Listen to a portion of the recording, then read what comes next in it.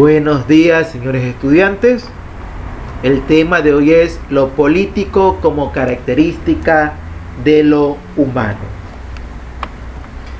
Pues así como el ser humano, cuando alcanza su perfección, es el mejor de los animales, así también, fuera de la ley y la justicia, es el peor de todos.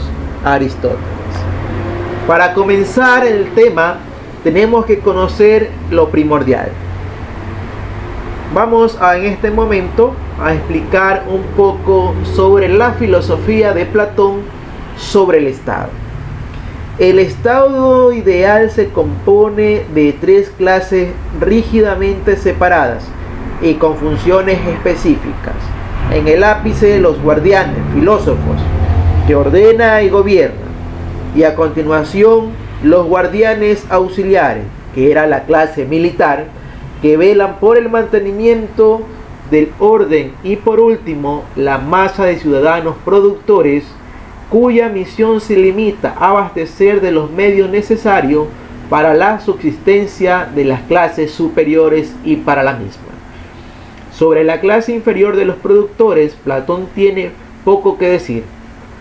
Lo importante es que la muchedumbre o el rebaño produzca y obedezca, pudiendo por lo demás dedicar sus míseras vidas a sus insignificantes quehaceres, preocupaciones e intereses. Los dos superiores, por contra, vivirán en un régimen de comunismo radical, compartiendo habitación, mesa e incluso mujeres e hijos, sin disponer de nada en propiedad privada, evitando así que puedan ser tentados por el egoísmo o los intereses particulares.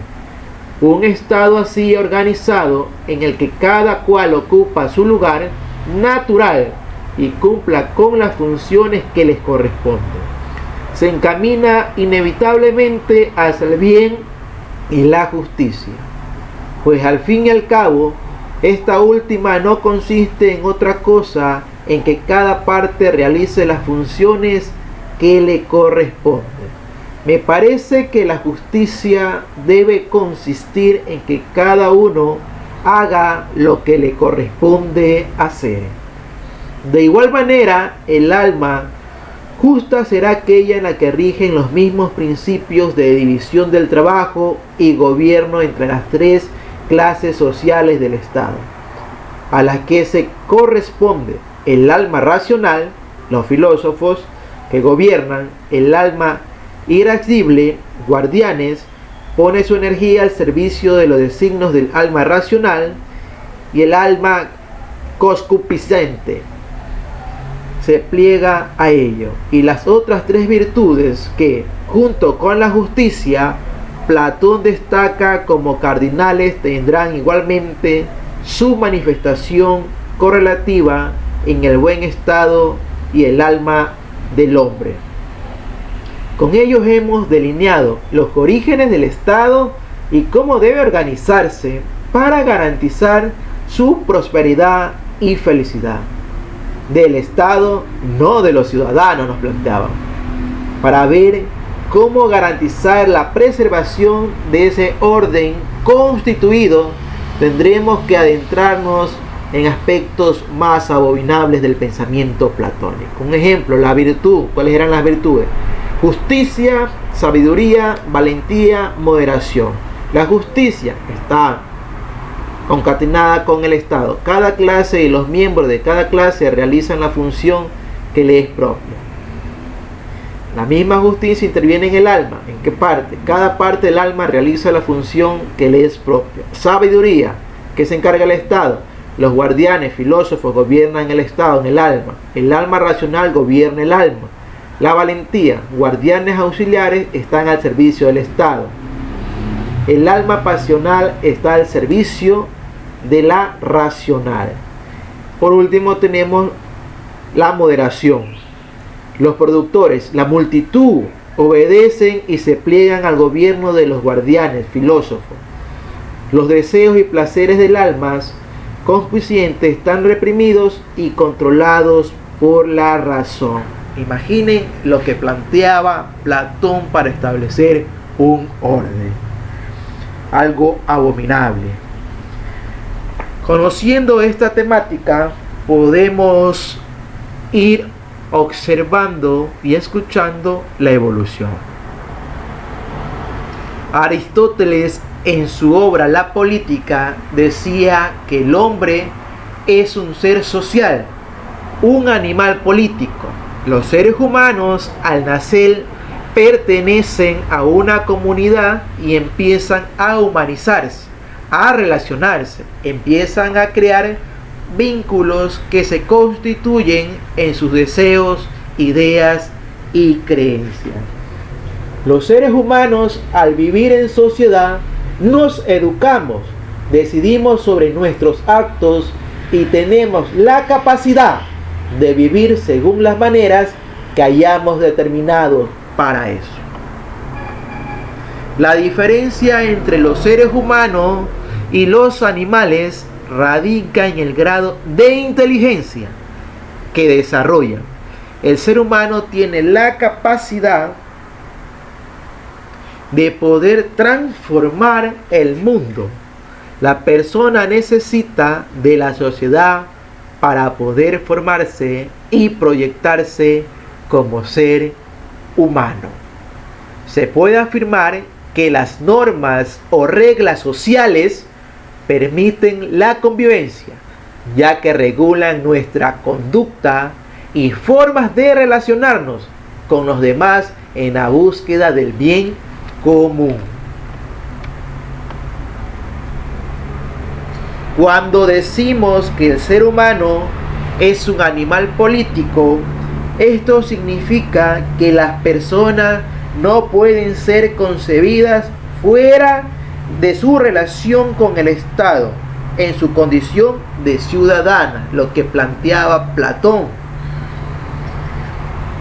La frase aparece en La Política, tratado donde Aristóteles establece las bases de la filosofía política del pensamiento occidental y donde aborda algunos aspectos fundamentales de la política, entendida como forma de organización y regulación de la sociedad.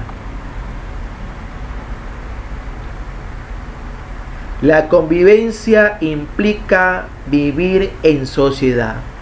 Hoy por hoy se reconoce la diversidad humana.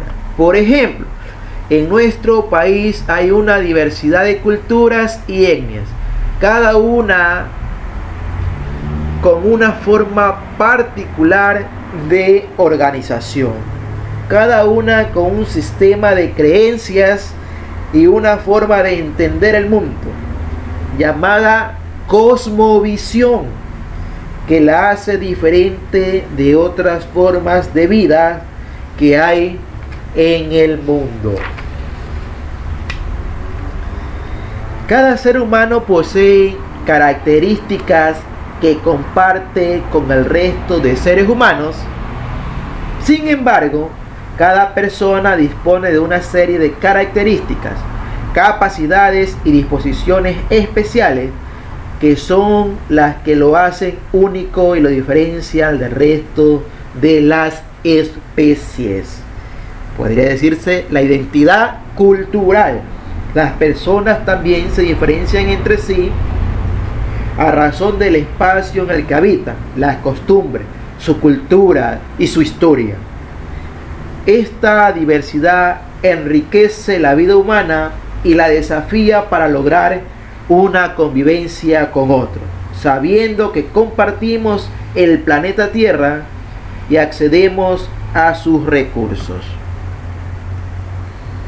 Para entender mejor este punto es conveniente hacerlo desde la lingüística, disciplina que se plantea el concepto de oposición fonológica.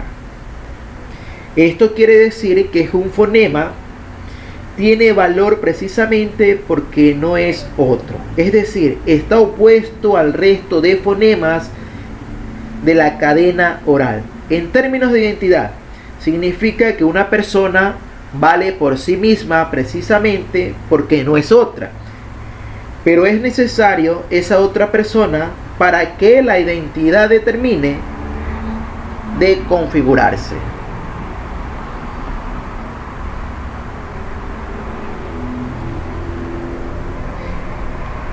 La sociedad brinda al ser humano un sentido de pertenencia a identidad.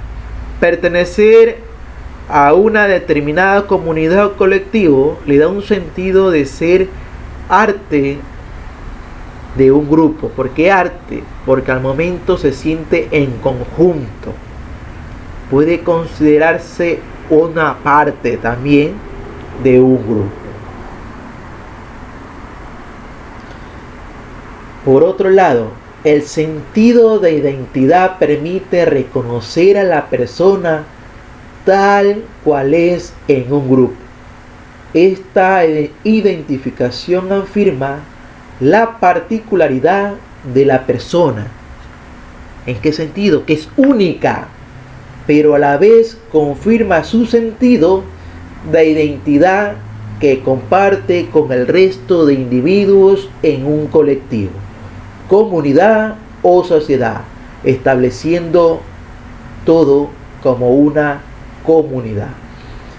La búsqueda del bien común le da el carácter ético a la política. Por esta razón, la política no debe pensarse sin la ética, abriendo la posibilidad de que el bien común prevalezca sobre el beneficio privado.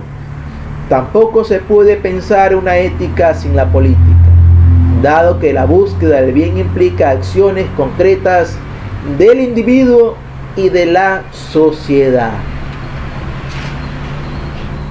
Bueno, señores estudiantes, hemos observado que todas estas características hacen a la persona un ser único, otorgándole una identidad propia, una identidad cultural. Muy bien, señores estudiantes, nos vemos en la próxima clase.